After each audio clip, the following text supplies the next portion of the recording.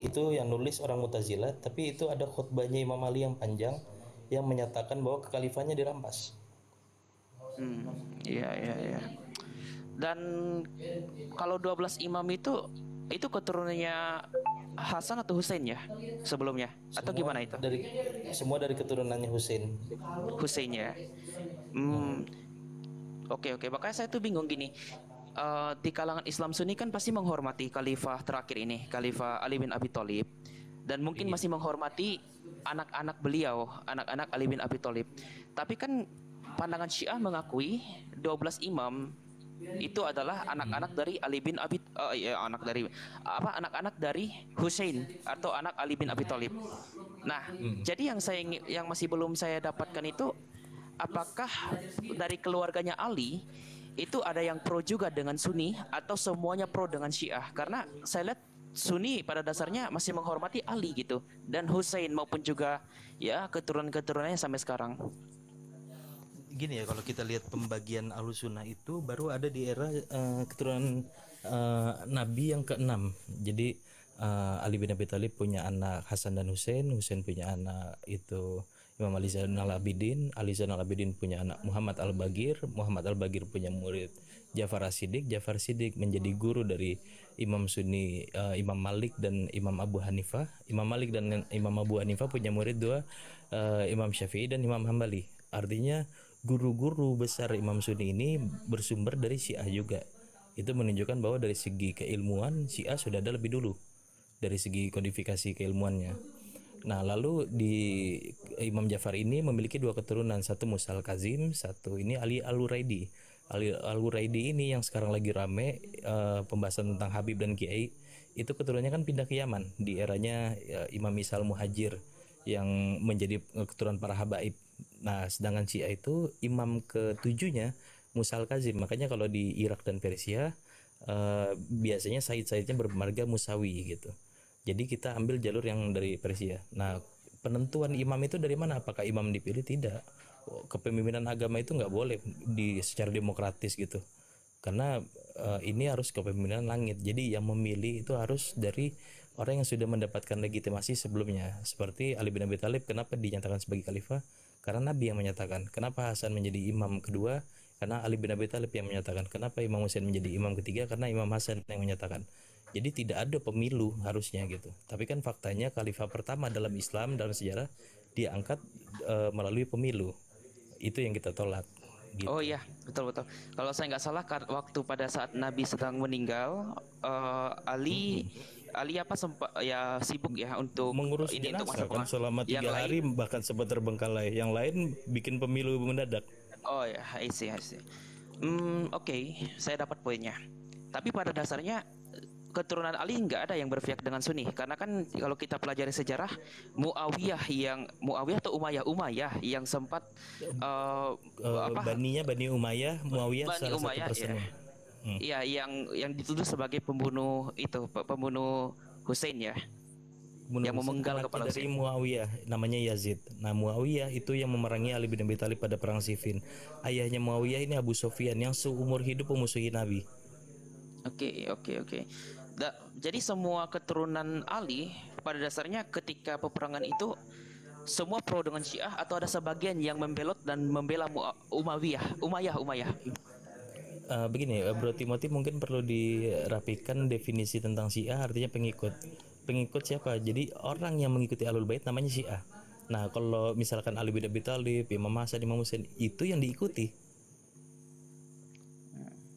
Jadi Oke, oke. Syiah itu artinya keberpihakan. Saya juga pernah membaca artikel sih. Ada juga yang mengatakan Syiah itu artinya setia. Itu saya kurang Setia tahu. bisa, keberpihakan bisa, atau berwilayah bisa. Oke. Oke, ini pembahasannya agak random ya karena Syiah saya masih kurang. Ilmu tentang pembahasan Syiah Syiah. masih kurang. Rata-rata di Gramedia pun di Gramedia itu saya lihat Hmm. buku-buku Syiah itu lebih banyak ranah moral dan sebagainya, tapi jarang terhadap Hmm. akidah. Tapi yang saya tertarik Ya di karena kita kalangan kan ingin merawat kerukunan, jadi tidak mengangkat hal-hal yang bau-baunya sejarah, lebih mengangkat ke yang sifatnya pemikiran. ya, ya. Tapi gini, yang saya pelajari kan semua ini di kalangan Mu'tazilah dulunya membahas tentang Al-Quran itu sebagai makhluk ya, dia tidak Mm-mm. kodim.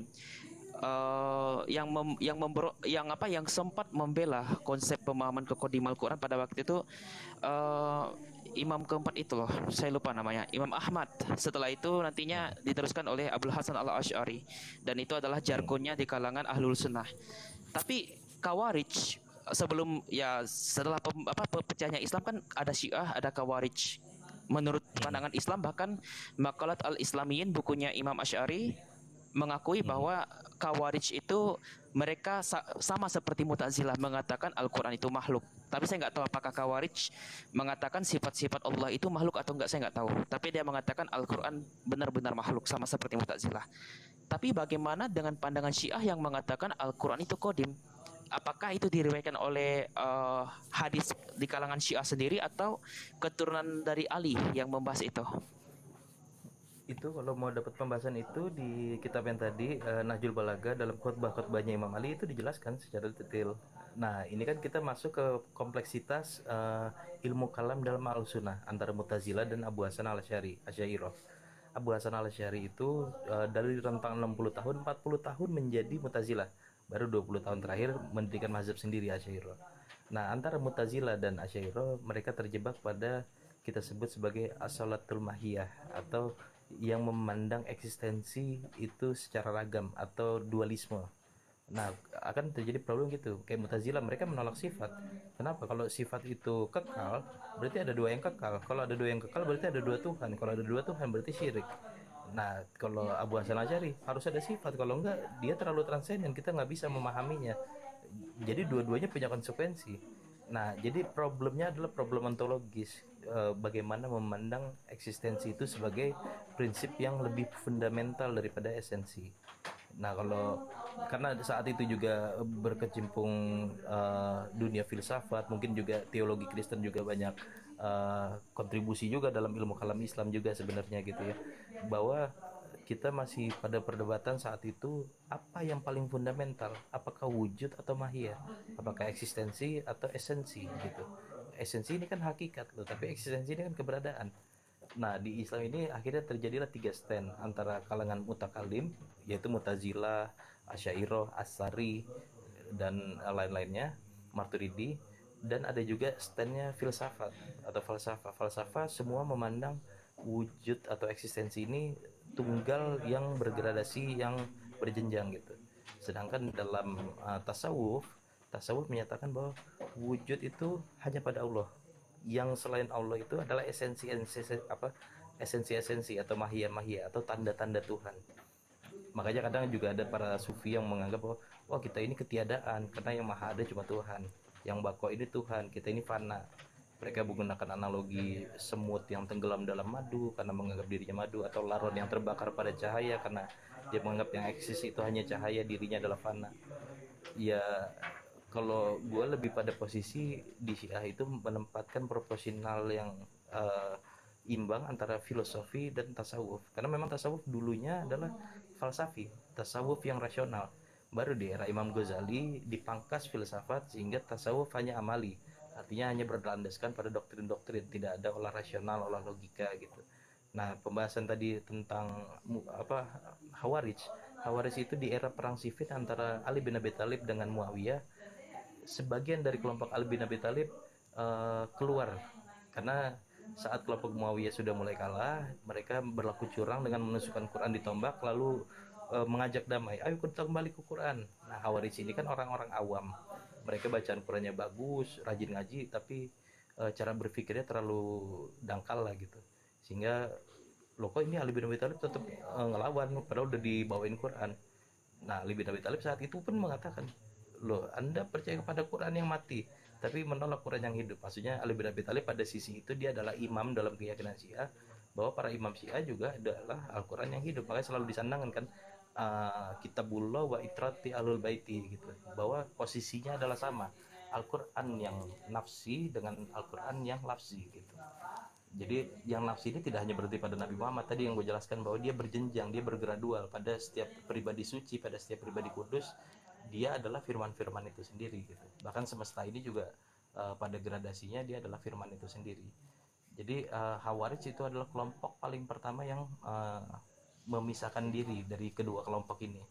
Nah, Ahlus Sunnah saat itu sebenarnya dibilang kelompok Muawiyah mereka nggak terima, tapi kalau dibilang kelompok Ali bin Abi Thalib ya pasti bukan, karena kelompok Ali bin Abi Thalib itu Syiah semua. Jadi bisa dibilang Ahlus Sunnah belum eksis saat itu, kalau menurut gue begitu ya, gitu bro.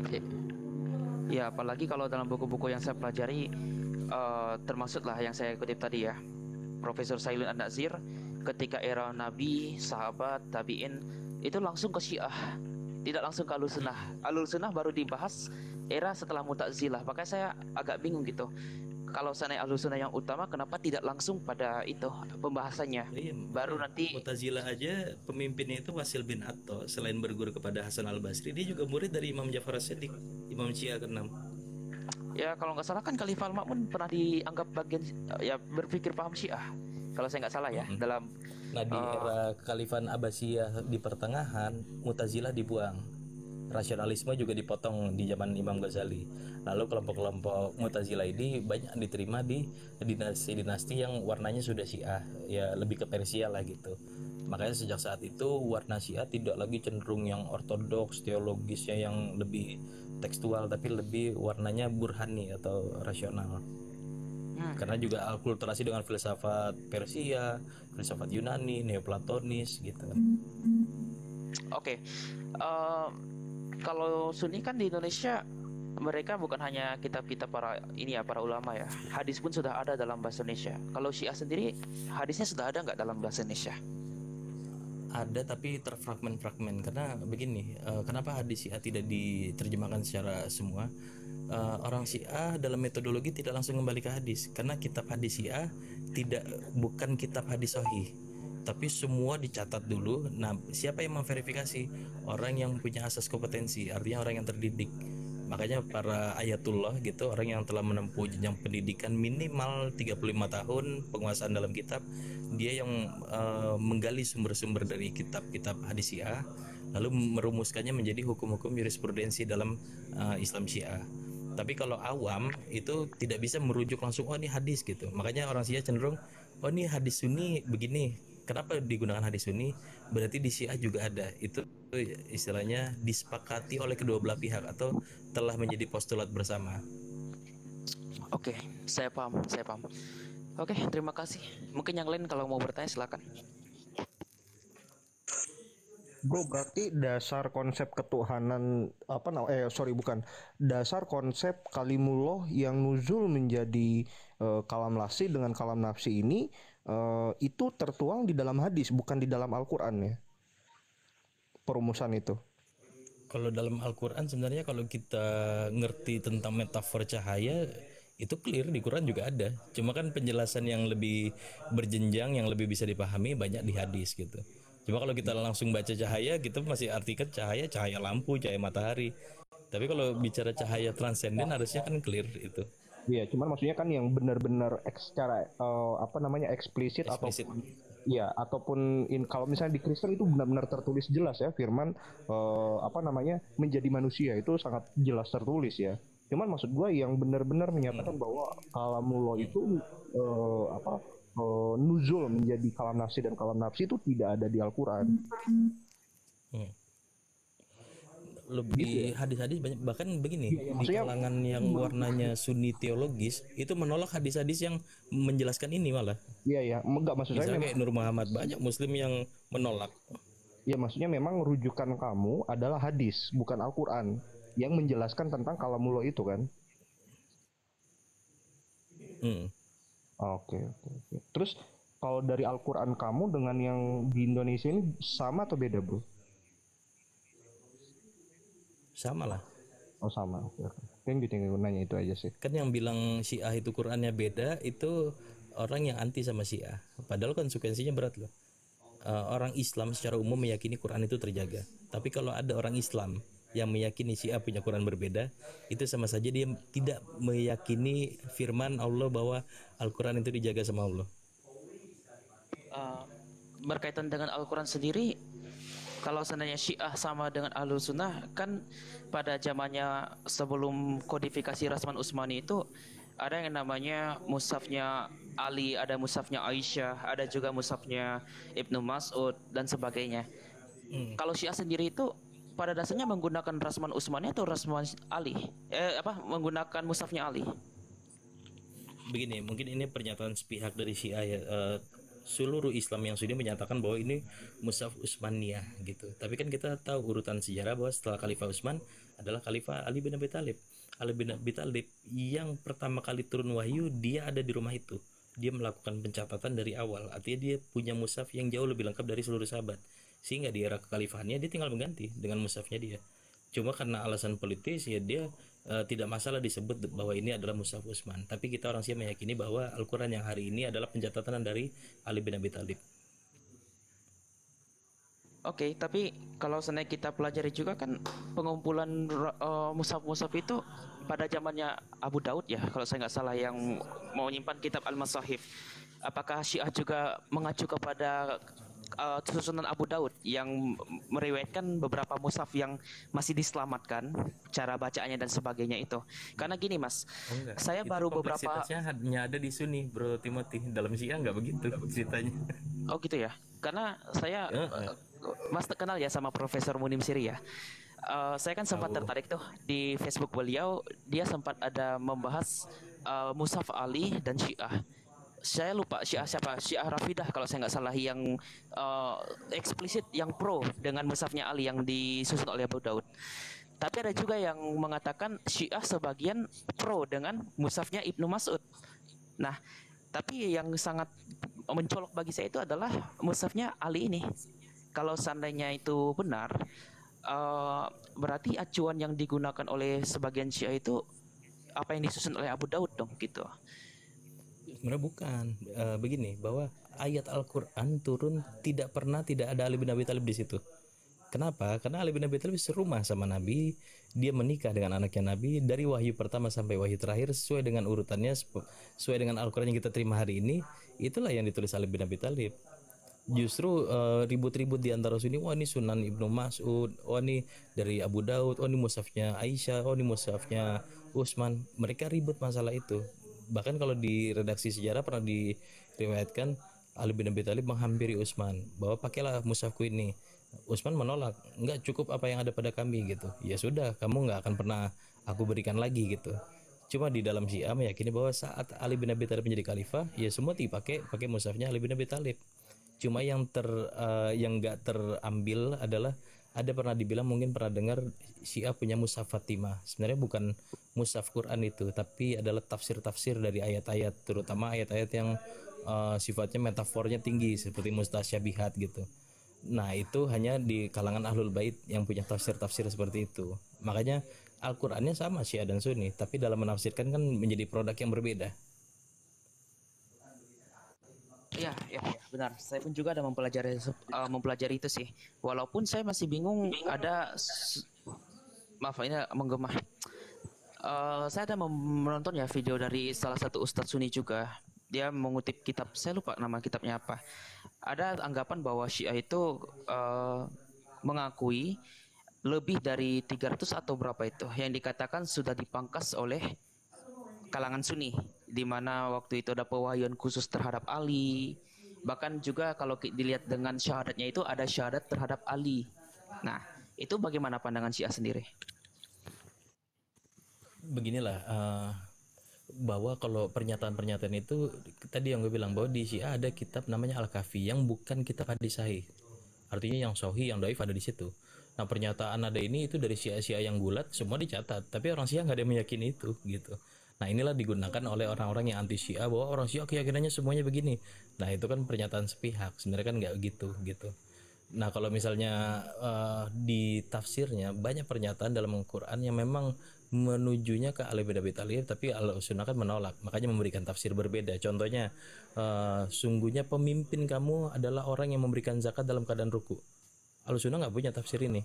Padahal kalau kita rujuk kepada asbabun nuzul, yang memberikan zakat dalam keadaan sholat dan lagi posisi ruku adalah Ali bin Abi Thalib.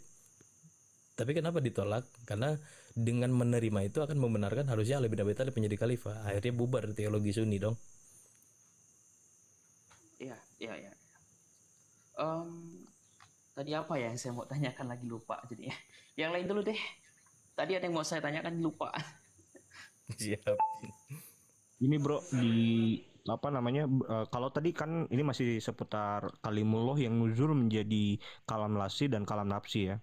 Nah ini kalau misalnya kamu meyakini bahwa kalimullah Allah itu bisa nuzul menjadi kalam nafsi, yaitu Muhammad, lalu bagaimana posisi Isa di dalam eh, QS 4 ayat 171? Sesungguhnya Al-Masih Isa putra Maryam itu adalah kalimullahnya dan roh darinya. Itu gimana posisinya bro? Sedangkan ini secara eksplisit tentang Isa. Gue meyakini itu bahwa Isa al-Masih dalam pemahaman Islam yang seharusnya adalah dialah kalamullah, dialah ruhullah. Nah, tapi di Al-Quran Muhammad tidak dijelaskan seperti itu, yang secara benar-benar. Kenapa hanya Isa yang dijelaskan sebagai kalamullah dan roh darinya, tetapi Muhammad tidak? Memang Isa al-Masih ini punya posisi yang sangat spesial. Makanya itu sulit kita mengikutinya karena terlalu tinggi derajatnya dan posisinya. Sedangkan Nabi Muhammad ini lebih bisa diikuti dari sisi natural dan kemanusiaannya. Artinya sisi humanitasnya adalah kemujizatannya gitu. Jadi kalau misalkan Nabi Isa ini adalah firman, Nabi Isa ini adalah ruhullah, itu kita terima banget, sangat menerima, nggak ada masalah. Makanya kita jangan alergi mendengar Nur Muhammad. Nur Muhammad ini ke setiap pribadi kudus, bukan hanya kepada Nabi Muhammad. Cuma di Islam meyakini manifestasi puncaknya pada Nabi Muhammad. Tapi pada pribadi-pribadi kudus yang lain, dia menempati pada jenjang-jenjang eksistensial tertentu gitu.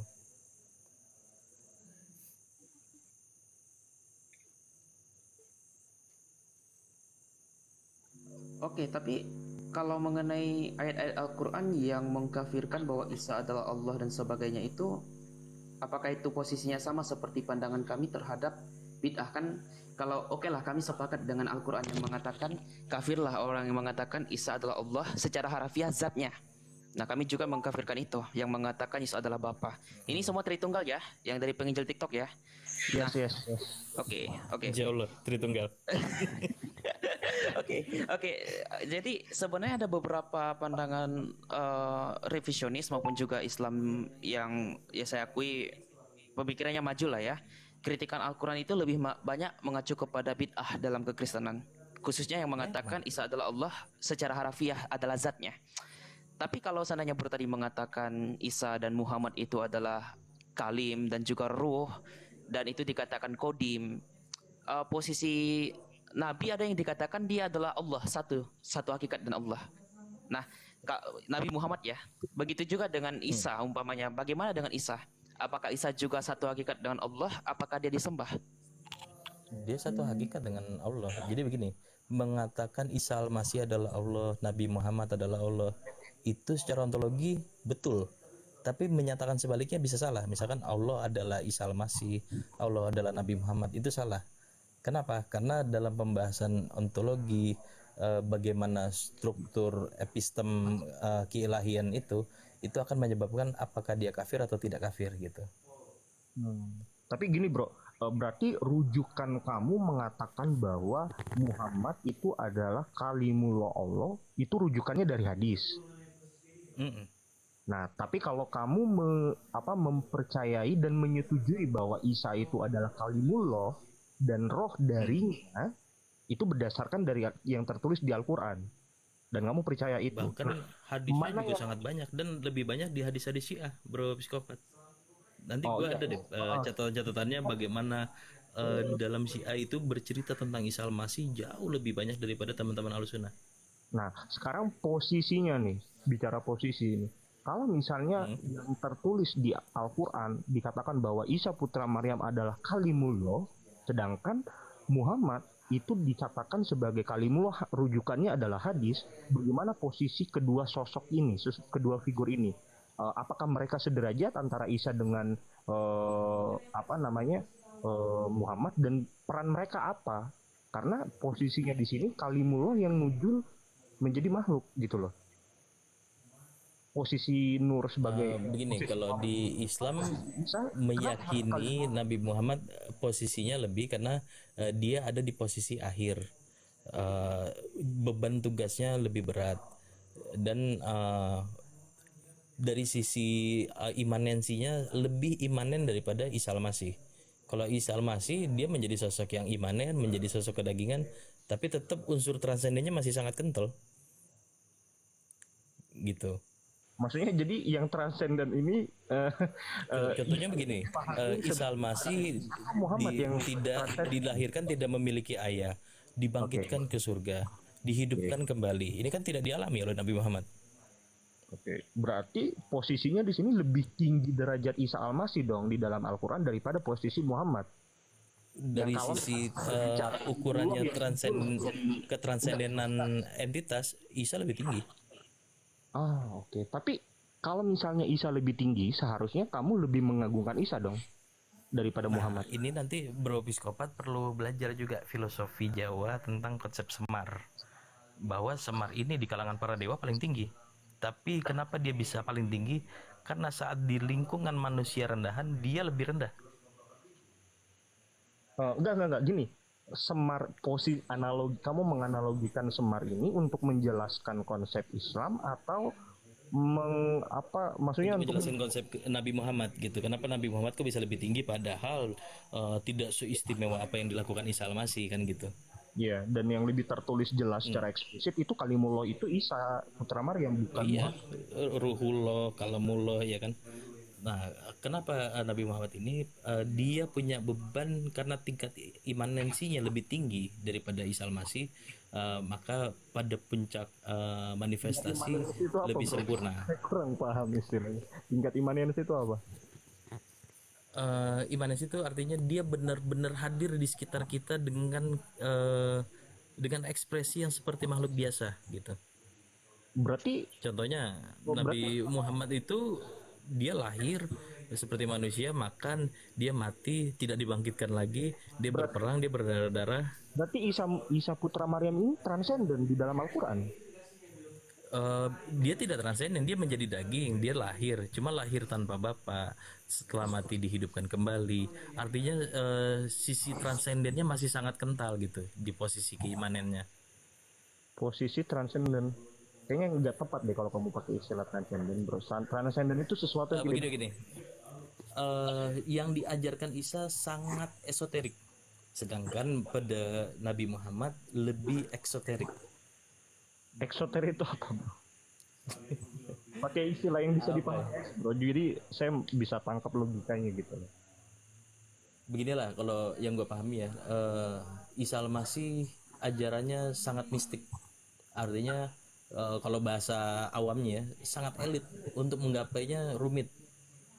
Kalau mau menggapai posisi kesempurnaannya Isa Al-Masih. Tapi posisinya Nabi Muhammad dia juga mulia. Cuma kita masih punya kemampuan untuk mengikutinya. Karena yang ditawarkan sama Nabi Muhammad tidak ada mukjizat yang seperti nabi-nabi sebelumnya begitu. Nah, kalau dalam filosofi semar tadi yang gue tawarkan bahwa justru entitas yang tertinggi itu adalah saat dia bersama kaula rendahan, dia bisa sama rendah begitu. Agak unik memang memandang konsep ini. Tapi inilah konsep manunggaling kaula Gusti dalam Jawa bisa sepadan dengan konsep wahdatul wujud dalam keislaman gitu. Ya.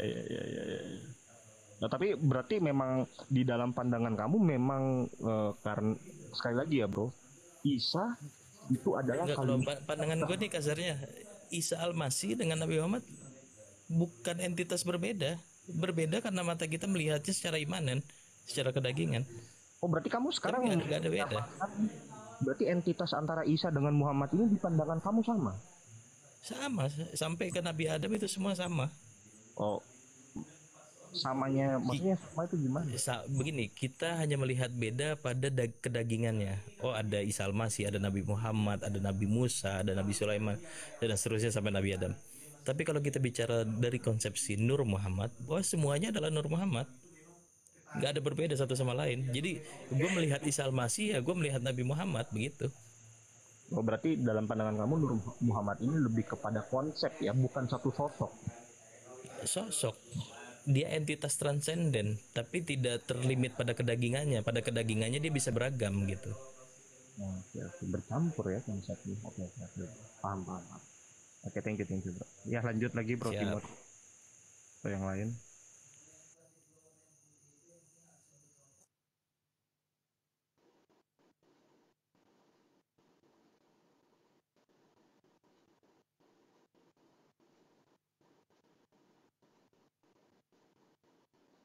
Ini mana yang lain, gue doang yang ngobrol. Gini bro, lanjut ke tentang Nur Muhammad itu kan kemarin menurut Bro Kiki kan itu sebagai entitas di luar dari zat Allah kan. Betul kan, Bro? Bahasanya begini, dia bukan terpisah dari Allah, tapi dia sebagai wajibul wujud karena di luar zatnya. Jadi bukan di luar zat Ya, Allah, sebagai tapi secara kebahasaan dari Allah. kalau Allah itu dia menjadi wajibul wujud karena dirinya. Nah, kalau Nur Muhammad dia juga wajibul wujud tapi karena di luar dirinya, karena Allah itu gitu. Ya berarti dia ada karena eksistensinya Allah itu, eksistensinya zat Allah kan. Tapi pada posisi gradasi penciptaan dia wajib termasuk pada wajibul wujud, bukan mungkinul wujud. Iya. Dan dia ada sarana untuk orang bisa mengenal Allah yang transenden itu, yang wajibul wujud itu kan. Kita hanya bisa sampai pemahaman kita, pengetahuan kita hanya bisa sampai pada situ gitu. Dan pada Nur Muhammad inilah makomnya, kalau kita mengenal nama-nama, sifat-sifat di level Nur Muhammad inilah kita bisa kenal.